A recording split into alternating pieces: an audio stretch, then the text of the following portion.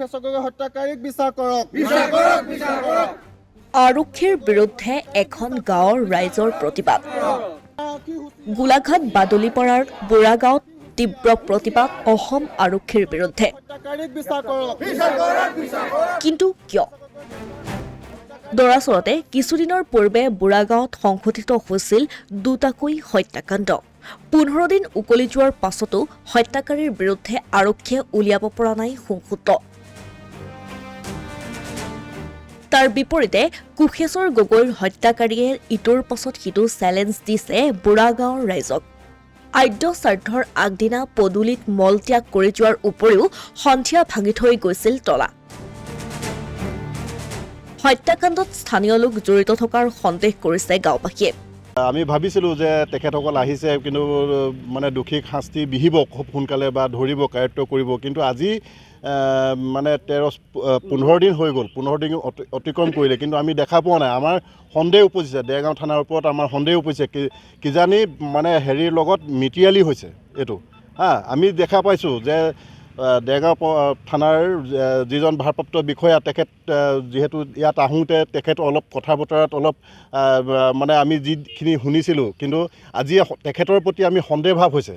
তেখেতে আজি ডেটলৈকে কোনো এজন ব্যক্তিক আমি ইয়াত মানে হেৰি কৰা দেখা নাই। ইমান এটা ডাঙৰ ঘটনা। কালি সকাম শেষ হৈ যোৱাত, সকামৰ দিনা মলত্যাগ কৰিছে, আপোনালোকে গম পায়। সকামৰ শেষ হৈছে, তাৰপিছত গেটৰ তলা ভাঙি দিছে আকৌ।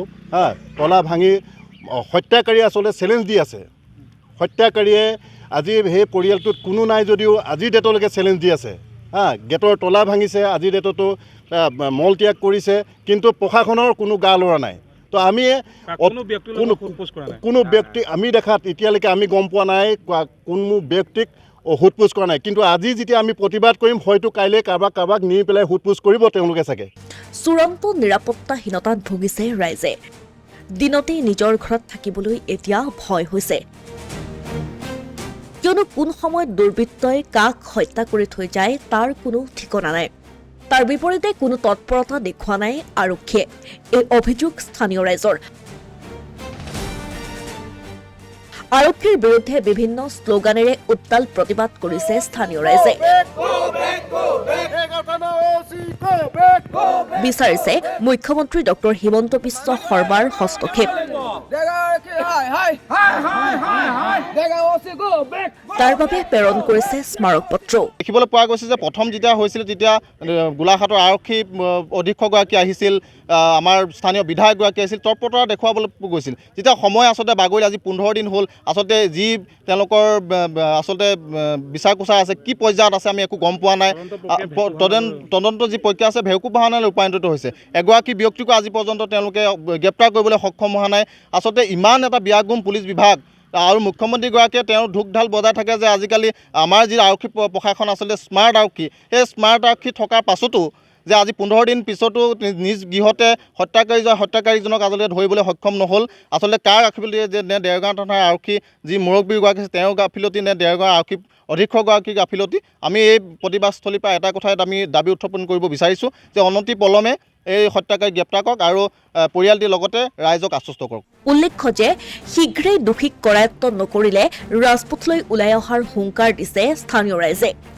ইয়াৰ উপৰিও আগন্তুক নিৰ্বাচনত ভোট বৰ্জন কৰাৰো দিছে হুংকাৰ।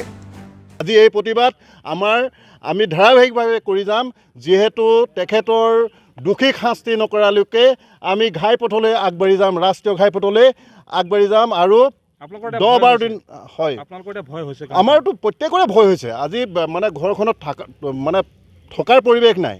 আচলতে এজন ব্যক্তিটো ঘৰত অকলে থকাৰ কোনো পৰিৱেশ নাইকিয়া হৈছে। আজি ভালমান দিনৰ পৰা ইয়াত চোৰ ডকাইত কিবা কিবি মানে সঘনাই হৈছে। থানালৈ আমি যেতিয়া কাগজ পত্ৰ দিওঁ, কিবা হয়, কিন্তু কোনো এটা সুউত্তৰ আমি নাপাওঁ।